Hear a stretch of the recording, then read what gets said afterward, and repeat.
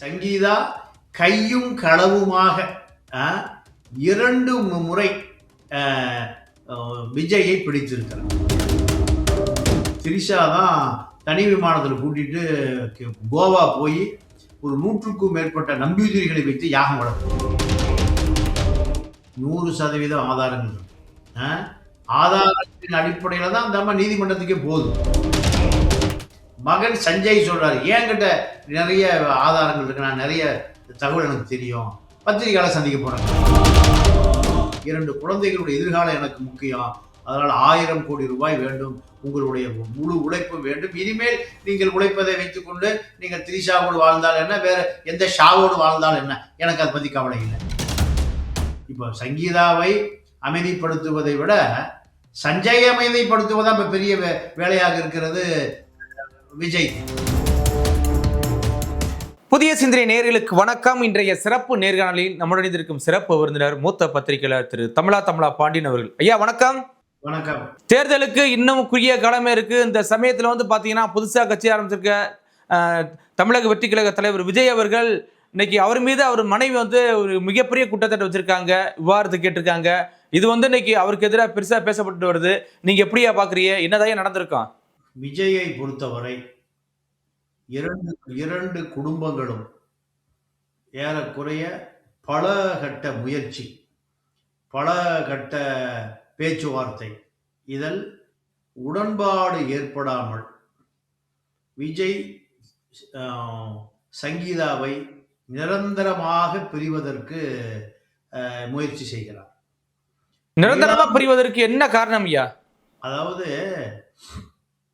நீலாங்கரை வீட்டிலிருந்து அவர் 25 ஆண்டு காலம் வாழ்ந்த நீலாங்கரை பண்ணை வீட்டிலிருந்து சங்கீதா விரட்டப்படுகிறார்.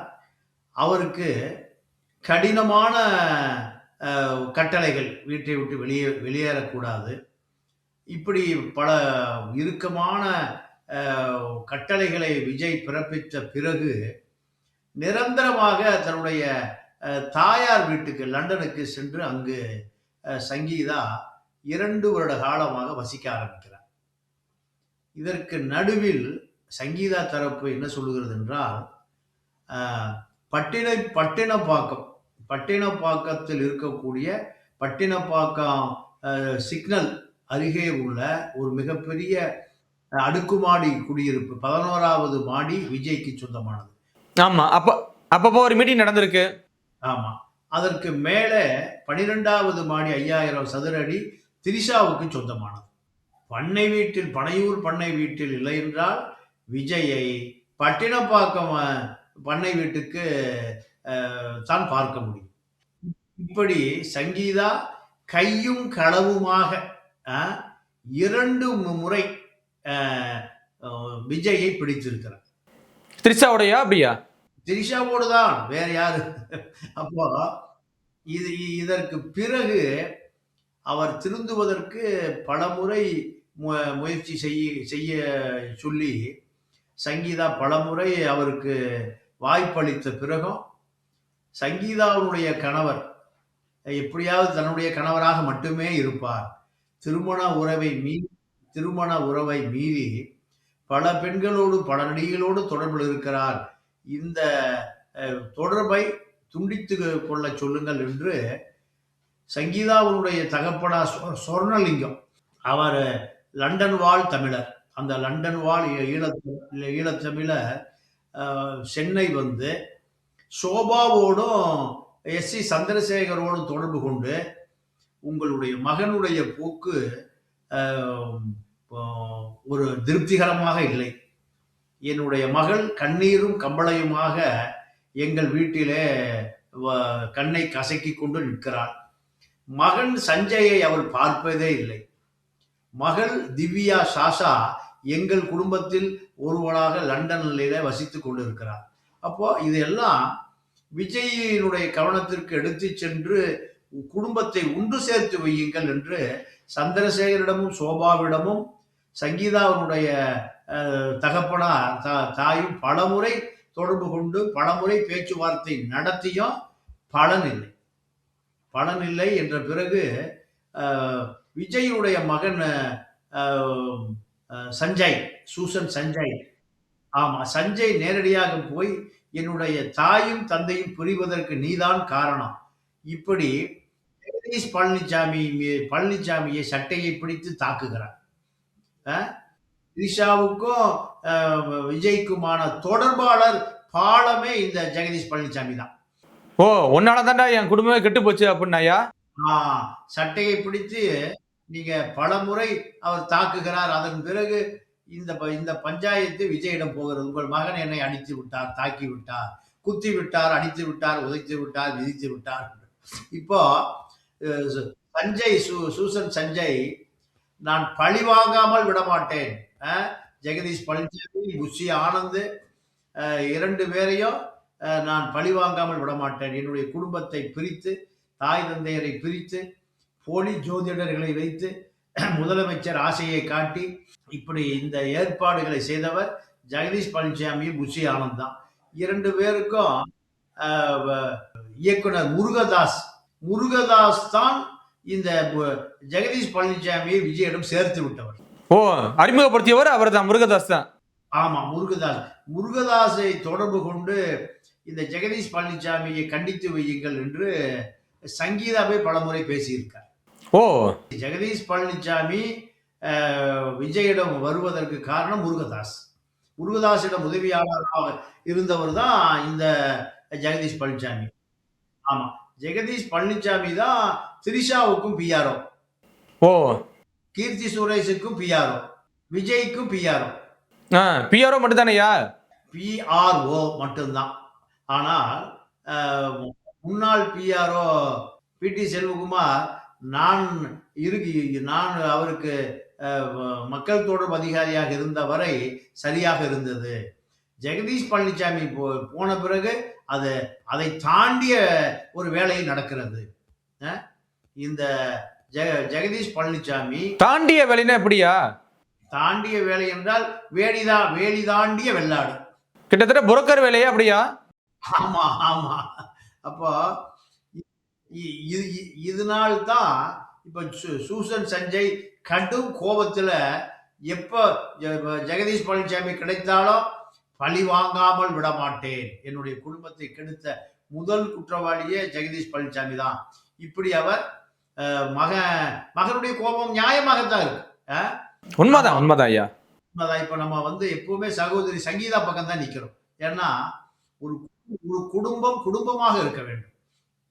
அந்த குடும்பத்தை சீர்குலைக்கிற யாரையும் நாம் அனுமதிக்க முடியாது. இப்ப நீதிமன்றத்திற்கு போவதற்கு 2 வருடம் காத்திருந்தார் சங்கீதா. இப்போ சங்கீதா தரப்புக்கு 400 கோடி ரூபாய் கொடுத்து, எனக்கும் உனக்குமான உறவு முழுமையாக நீதிமன்றத்திற்கு போக வேண்டாம், நடுவில் 2 தரப்பு பெற்றோர்களை வைத்து 400 கோடி ரூபாய் கொடுப்பதற்கு விஜய் தரப்பு பேச்சுவார்த்தையை ஆரம்பித்து விட்டது. ஓ, கோர்ட்டுக்கு போகாம நம்மளே முடிச்சுக்கலாம் அப்படின்னு. நீதிமன்றத்துக்கு போனா ஊடகவியலாளர்கள் இதை தினம் வெறுவாயை மெல்லுகிறவர்கள். அவள் கிடைத்தால் அதிகமாக மெல்லுவார்கள். சங்கீதா குடும்பத்தை பிரித்தது யார், விஜயோடு அந்தப்புறம் யார், இப்படி செய்தி போட்டுட்டே இருப்பாங்க இந்த ஊடகவியலாளர்கள், பொல்லாத ஆளுகள். அதனால அப்போ நாமே பேசி முடித்துக் கொள்ளலாம் என்று 400 கோடி ரூபாய் வரை தருவதற்கு தயாராக இருக்கிறார் விஜய்.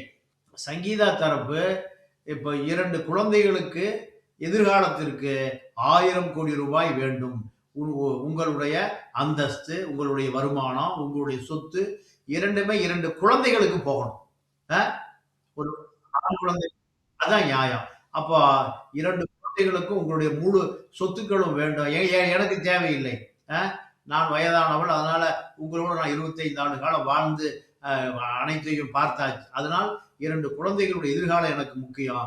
அதனால் 1000 கோடி ரூபாய் வேண்டும். உங்களுடைய முழு உழைப்பு வேண்டும். இனிமேல் நீங்கள் உழைப்பதை வைத்துக் கொண்டு நீங்கள் திரிஷாவோடு வாழ்ந்தால் என்ன, வேற எந்த ஷாவோடு வாழ்ந்தால் என்ன, எனக்கு அதை பத்தி கவலை இல்லை. இந்த நிலைக்கு சங்கீதா வந்து விட்டார். இதுதான். ஆனா கன்ஃபார்மா டிவோர்ஸ் வாழ மாட்டேன் அப்படின்ட்டாங்க சங்கீதா.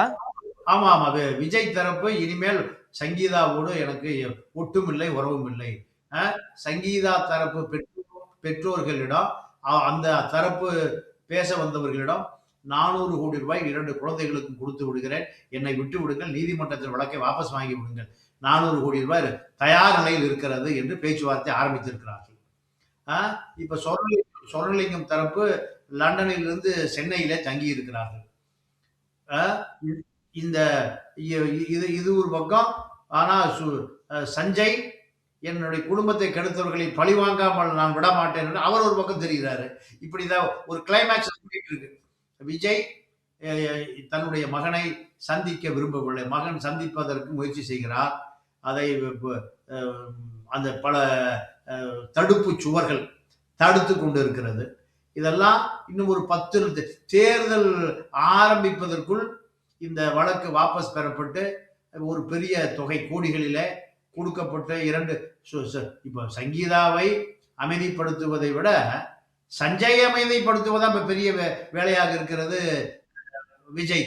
நான் பொதுவெளியில் வருவேன், பத்திரிகையாளர் சந்திப்பேன் என்கின்ற அளவுக்கு மகனுடைய கோபம் நியாயமானதுதான். தாயை விட்டு விட்டு போட்டு தன்னுடைய தகப்பன் வேறொரு நடிகையோடு குடும்பம் நடத்துகிறார் என்று சொன்னால் எந்த மகனும் பொறுத்து கொள்ள மாட்டான்.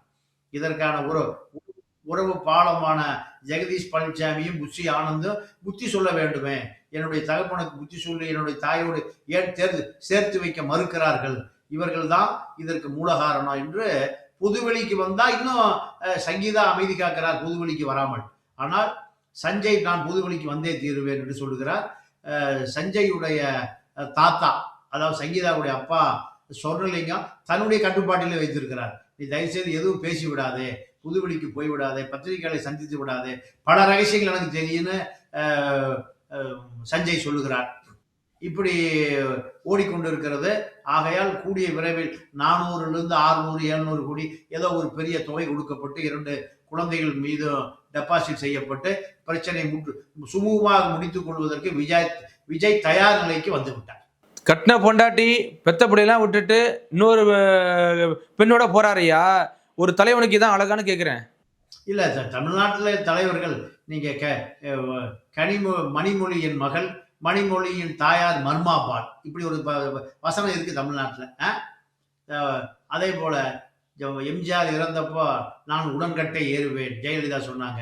ஜெயலலிதா புருஷன் சத்தா தான் பொண்டாட்டி உடன்கட்டை ஏறணும். அப்போ ஜெயலலிதா சொல்லுகிறப்போ அப்போ சோபன் பாபு யாரு, எம்ஜிஆர், இப்படி பல கதைகள் தமிழ்நாட்டில் இருக்கு. தமிழ்நாட்டை பொறுத்தவரை ஒவ்வொரு தலைவர்களுக்கு பின்னால் இரவு வாழ்க்கை ஒன்று, பகல் வாழ்க்கை ஒன்று. கமலஹாசன் அவரும் இப்ப நாடாளுமன்ற உறுப்பினர், அவரும் மக்கள் நீதி மைய தலைவர்.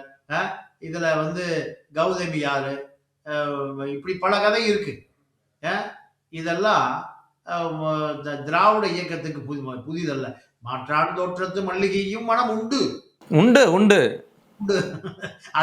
அடுத்தவர் மனைவி, அதாவது நம்ம ஜக்கிதா சொல்லுவார், அத்தனைக்கும் ஆசைப்படு, அத்தனைக்கும் ஆசைப்படு, ஆசைப்படு, அத்தனைக்கும் பார்க்கிற அத்தனைக்கும் ஆசைப்படுவேன், அடுத்த பொண்டாட்டிக்கு ஆசைப்படுறது அர்த்தம். ஆமா, அதுதான் அத்தனைக்கும்னா என்ன, அடுத்த பொண்டாட்டிக்கு ஆசைப்படும் தானே அர்த்தம்.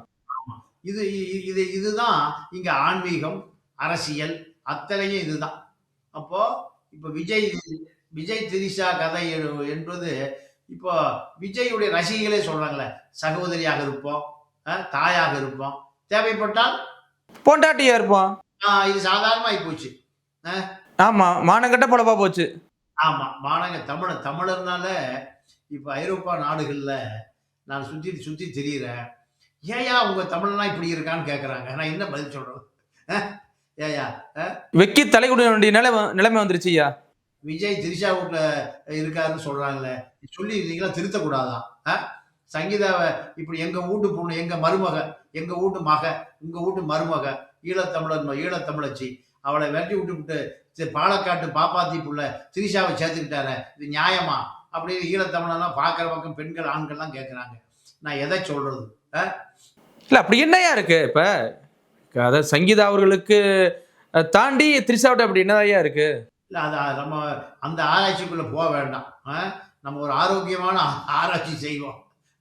ஏன்னா விஜய் இல்ல எல்லாரும் கேக்குறாங்களா, அழகான குடும்பம், நல்ல குடும்பம் விட்டுட்டு ஏன் இப்படி தனியா போறாரு விஜய்? இவ்வளவு பெரிய பங்களா, பனையூர் பங்களா இருக்கு, அதுல வெறும் மட்டும் வாழ போறாரா அப்படின்லாம் கேள்வி வைக்கிறாங்களா? இல்ல உண்மைதான், உண்மை. மக்கள் தமிழர்களை பொறுத்த வரைக்கும் உண்மையாவே சுயமரியாதைக்கு உட்பட்டவர்கள். யாராவது பக்கத்து வீட்டுல எட்டி பார்த்தான்னா நம்மள அறுவாளை தூக்குவான். அவ்வளவு மானம், மரியாதை, சூடு, சொரணை, சுயமரியாதையோடு வாழ்கிற இனம் தமிழ்நாடு. இங்க தலைவன் பூரா அடுத்த வீட்ல போய் குடும்பம் நடத்துற கதையா தான் இருக்கு. அ இந்த அதான் இதே ஒரு தகுதியா ஐயா? ஐயா எல்லா தலைவனுக்கும் இப்ப இதுதான் ஒரு தகுதியான்னு கேட்கிறேன் அரசியலுக்கு வர்றதுக்கு. இல்ல மக்கள் மக்கள் புறக்கணிக்கணும். மக்கள் புறக்கணிக்க வேண்டும். எதிர்ப்பு தெரிவிக்கணும். மக்கள் எதிர்ப்பு தெரிவிக்கணும். எதிர்ப்பு தெரிவித்தால் மட்டும் தான் இது சாத்தியம். அ நீங்க ஒரு உதாரணத்துக்கு ஜெயலலிதா முதலமைச்சரான காலகட்டம். ம். பாலக்காட்டுல அதிமுக வேட்பாளரை நிறுத்தி வெற்றி பெற வைப்பதற்கான ஒரு முயற்சி நடந்தது. இந்த நேரத்துல அவர் பதிவு பண்ண வேண்டிய தேவை இருக்கு. அப்போ செங்கோட்டையன் தான் அங்க பொறுப்பு. தேர்தல் பொறுப்பாளர். பாலக்காட்டுல அதிமுக வேட்பாளர் வெற்றி பெற வேண்டும் என்று விரும்பி ஒரு வேட்பாளரை நிறுத்தி செங்கோட்டையன்கிட்ட அந்த பொறுப்பை கொடுக்குறாங்க. ஏன்னா தமிழர்கள் நிறைய குடியிருக்காங்க பாலக்காட்டுல. ஆகையால் அதிமுக பாலக்காட்டுல ஜெயிக்கிறோம். நீ என்ன ஒண்ணுமே தெரியாது போ அப்படின்னு கோடிகளை கொடுத்து அனுப்புறாங்க. செங்கோட்டையன் கோடிகளோடு போய் கோபியிலிருந்து போய் புட்டியோடு இறங்குறார். இறங்கி வாக்காளர்களுக்கு பணம் கொடுக்க ஆரம்பிக்கிறார். ஆரம்பித்தவுடன் அங்க இருக்கக்கூடிய பொதுமக்களை சேர்ந்து புட்டிகளை கைப்பற்றி செங்கோட்டையனுடைய வேட்டி சட்டை அவிழ்க்கப்பட்டு விரட்டப்பட்டு செங்கோட்டையன் அடி உதைய வாங்கிட்டு வேட்டி சட்டை இல்லாம அன்றாவாரோட கோயம்புத்தூர் வந்தா திரும்பி பார்த்தார். கேரளா மக்கள் ஓட்டுக்கு பணம்னு கொடுத்தா அங்க இருக்கக்கூடிய கம்யூனிஸ்டுகளும் பொதுமக்களும் சேர்ந்து செங்கோட்டையனை கோயம்புத்தூர் வரைக்கும் கொண்டு வந்து விட்டுட்டு போனாங்க. அதற்கு பிறகு இந்த அதிமுக ஆட்கள் எங்க கேரளா அரசியல் கூட போறதே இல்லை. அப்ப மக்கள் சரியா இருந்தா அரசு சரியா இருக்கும். மக்கள் சரியா தலைவன் சரியா இருப்பான். இதுதான் உதாரணம். இங்க வருகிற பொழுது தலைவர் எங்கேயா இருக்காரு? சின்ன வீட்டுல இருக்காருயா. இது திராவிட இயக்க பாலிசி. இது திராவிட இயக்க பாலிசி. தமிழ்நாடுனாவே சின்னம்மாக்கு ரொம்ப ஃபேமஸா இருக்கு முலையா. நீங்க திமுக 2ஆம் கட்ட தலைவர்களை பாருங்க. அத்தனை பேருக்கும் 2 வீடுகள் இருக்கு. டிஆர் பாலுக்கு 2 வீடு. டிஆர் பாலுடைய 2வது மனைவி மகன் தான் இப்ப அமைச்சரா இருக்கிற டிஆர்பி ராஜா. இப்படி நீங்க பட்டியல் எடுத்துட்டீங்கன்னா அத்தனை பேருக்கும் 2 வீடுகள். அதிமுக திமுக எடுத்தீங்கன்னா அத்தனை பேருமே பகல் இரவு, பகல்ல ஒரு பக்கம் இரவுல ஒரு பக்கம். அதுதான் இப்ப விஜயுடைய அரசியல்ல அது அப்ப சர்ச்சையாக மாறி போனது. 5 வருஷமா விஜய் டார்ச்சர் பண்ண சொல்றாங்களே, உண்மைதானே? அப்படி ஒரே வீட்டுக்குள்ள வச்சுட்டு வீட்டை விட்டு வெளில அனுப்பாம. உண்மைதான். அதாவது அந்த அம்மா சங்கீதாவை பொறுத்த வரைக்கும் நீங்க அவர்கள் 2 பேரும் குடியிருந்த அந்த கொட்டிவாக்கம் வீட்டுல இருந்து வெகு நாள் ஆச்சு விஜய் வெளியே. இத புது வெளியில சொல்லல. புது வெளியில சொல்லாத காரணம் இன்று திருந்துவார், நாளை திருந்துவார். இப்போ பெண்கள் அப்படித்தான் இருப்பாங்க. இன்னைக்கு திருந்திடுவாங்க, நாளைக்கு திருந்திடுவாரு, அடுத்த வாரம் திருந்திடுவார். ஆனால் இவர் திருந்தல். பொறுக்க முடியாமல் தான் 24ல இருந்து அந்த அம்மா அவரோட தொடர்பை துண்டிச்சுக்கிச்சு. துண்டித்து கொண்டு அவங்க தாய் வீட்டுக்கு போயிடுச்சு. இதுக்கு மேல அவர் திருந்த மாட்டாருன்னா நீதிமன்றத்துக்கு அந்த அம்மா போயிருக்கு. நீதிமன்றத்திற்கு போன பிறகுதான் இந்த செய்தி தெரியுங்கிறதல்ல, நீண்ட நாளாகவே நீங்க புஷி ஆனந்த் மூலம் வந்த ஜோசியர் ஒருவர் சொல்றார், நீங்க பிரம்மச்சாரியா இருங்க, முதலமைச்சர் ஆயிடலாம். மோடியை போல, யோகி ஆதித்யநாத்தை போல நீங்க ஆனா பிரம்மச்சாரின்னா இவரு பட்டம்பாக்கம் வீட்டுக்கு போயிடுறாரு. அங்க அது பேர் பிரம்மச்சாரி ஐயா? பேர் பிரம்மச்சாரியான்னு கேக்குறேன். அதாவது நிறைய கழுத்துல பாத்தீங்கன்னா நிறைய மாலைகளை ருத்ராட்ச மாலை கொட்டையெல்லாம் போட்டிருக்காரு. 2வது இந்த 41 பேர் கரூர்ல மரணம் அடைந்ததுக்கு பிறகு திரிஷா தான் தனி விமானத்தில் கூட்டிட்டு கோவா போய் ஒரு 100க்கும் மேற்பட்ட நம்பியுதிரிகளை வைத்து யாகம் வளர்க்குது. அப்போ விஜய் முதலமைச்சர் ஆகணும் என்கின்ற அந்த கொள்கை திரிஷாவுக்கு இருக்கு. ஒரு 10 வருஷத்துக்கு முந்தி போட்ட ஒரு வீடியோவை பார்த்தேன், நானே சிஎம்யா, நானும் சிஎம் ஆயிருவேன் அந்த அம்மா 10 வருஷம் முந்தி சொல்லுது. அப்போ அந்த அம்மாவுக்கும் ஒரு நோக்கம் இருக்கு. அந்த அம்மாவுக்கும் ஒரு கொள்கை கோட்பாடு. அந்த அம்மா கேரளா பாலக்காட்டு பார்ப்பன பெண். பாலக்காடு பார்ப்பன பெண், கேரளாவை சேர்ந்தவர், ஆந்திராவை சேர்ந்தவர், கர்நாடகை சேர்ந்தவர்கள் தான் தமிழ்நாட்டுக்கு முதலமைச்சராக முடியும். இது தலைவி, இது தமிழ்நாட்டு தலைவி. இப்ப இந்த வகையில் திரிஷாவும் தமிழ்நாட்டு முதலமைச்சர் ஆவது தவறுக்கு. விஜய் முதலமைச்சர் ஆனா ஆமா, நீ முதலமைச்சர், எம்ஜிஆர் பின்னாடி ஜெயலலிதா முதலமைச்சரா இல்லையா? கண்டிப்பா. அதே போல் வருவதற்கு வாய்ப்பு இருக்கு எதிர்காலத்துல. இன்னும் 10 வருடம் கழிச்சு, 5 வருடம் கழிச்சு நடக்க. ஜெயலலிதா 84 தான் அரசியல் வந்தாங்க. 87 மறைவு, 91 ஜெயலலிதா முதலமைச்சர். அதே போல திரிஷாவும் முதலமைச்சர் என்பது தமிழ்நாட்டினுடைய தலைவிதி என்றால் அதை யாராலும் தடுக்க முடியாது. கண்டிப்பா ஐயா. தேவைப்பட்டால் நான் அந்த நடிகையோட பேரை சொல்லுவேன், என்கிட்ட நிறைய ஆதாரம் இருக்கு அப்படின்னு சொல்லி திருமதி சங்கீதா விஜய் அவர் சொல்லியிருக்காங்க ஐயா. ஆதாரங்கள்லாம் வச்சிருக்காங்களா எப்படியா? 100% ஆதாரங்கள் இருக்கு. ஆதாரத்தின் அடிப்படையில தான் அந்த அம்மா நீதிமன்றத்துக்கே போகுது. நீதிமன்றத்துல இந்த ஆதாரங்களை எல்லாம் நான் அடுத்த கட்டம் கொடுப்பேன் என்று சொன்ன பிறகுதான் விஜய் 400 கோடி ரூபாய் டீலிங்க்கு வர்றாரு. ஆமா, இறங்கி வர்றாரு. நீங்க கோர்ட்டுக்கு எதுவும் சொல்லாத, நம்மளே பேசி முடிச்சுக்குவோம். நான் திரிஷாவோடு தான் வாழ போறேன். அதனால தயவு செய்து நீதிமன்றத்துக்கு வேண்டாம். உன்னோட எதிர்பார்ப்பு என்ன? 2 குழந்தைகளுக்கும் நான் 200 கோடி ரூபாய் கொடுத்துறேன். அந்த மாதிரி என்ன சொல்றது, உன்னுடைய இது நாள் வரை நீ சம்பாதிச்ச சொத்து போற 2 குழந்தைகளுக்கு தான் போகணும். 500 கோடி ரூபாய் கொடு, 1000 கோடி ரூபாய் கொடு. ஏன்னா உன்னுடைய அந்தஸ்து, தகுதி, உழைப்பு எல்லாமே இப்போ 200 கோடி மீதி 600 கோடி கொண்டு திரிஷா கொடுக்க போறியா? அதனால குழந்தைகளுக்கு கொடு. அது கேக்குது. நீதிமன்றத்தில் நீ அப்படி கொடுக்கலைன்னா நீதிமன்றத்துக்கு நான் பல ஆதாரங்களை சொல்லுவேன். இப்போ மனைவியும் இப்போ நீதிமன்றத்துக்கு போறோன்னு அந்த அம்மா ரொம்ப கோபமா இருக்காங்க. மகன் சஞ்சய் சொல்றாரு, என்கிட்ட நிறைய ஆதாரங்கள் இருக்கு, நான் நிறைய தகவல் எனக்கு தெரியும், பத்திரிகையாளர் சந்திக்க போறேங்கிறார். பத்திரிகையாளர்களை அப்பனை பத்தி, மகனை பத்தி, எங்க அப்பா சின்ன வீட்டுல இருக்கான் அப்படின்னா மக்கள் இப்படி ஓட்டு போடுவோம். அப்போ ஒரே நேரத்துல தாயும் மகனும், தாய் நீதிமன்றத்துல, மகன் பத்திரிகையாளர் சந்தித்தால் விஜயுடைய இமேஜ் ஃபுல்லா காலி ஆயிரும். அதனால டோட்டலா வாஷ் அவுட் ஆயிரும். அதனால தயவுசெய்து நீங்க எதை கேட்கறீங்களோ நான் உங்களுக்கு கொடுத்துட்றேன்.